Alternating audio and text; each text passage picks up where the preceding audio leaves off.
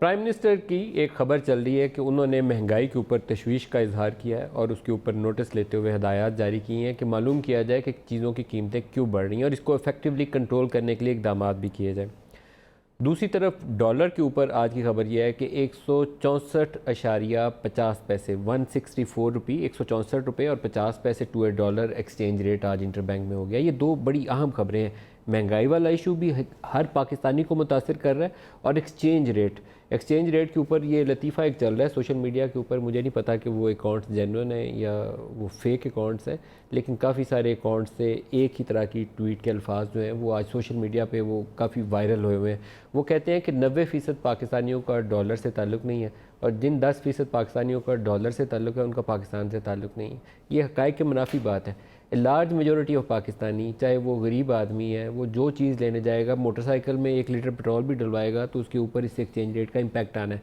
तो keep that in mind कि पाकिस्तान में हर चीज़ इंपोर्ट होती है। हमारी अद्वियात सारी वो चीज़ें, उसका रॉ मटेरियल सारा, हमारा इंडस्ट्रियल रॉ मटेरियल्स, हर चीज़ बाहर से आती है।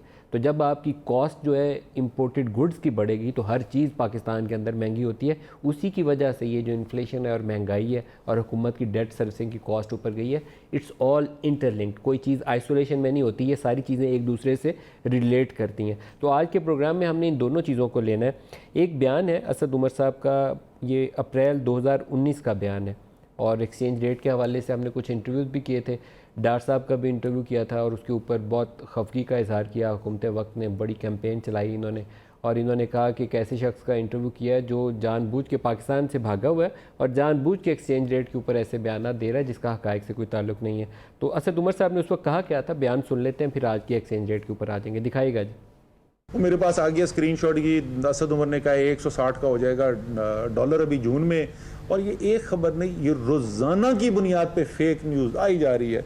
जो बाकी कसर बची थी वो साबिक वज़ीर ख़जाना इसाक डार साहब जो है बहुत सारे प्रोग्राम्स पे आके उन्होंने कह दिया जी कि लिख के दे दिया है IMF को कि कितने के डॉलर की कमिटमेंट होगी।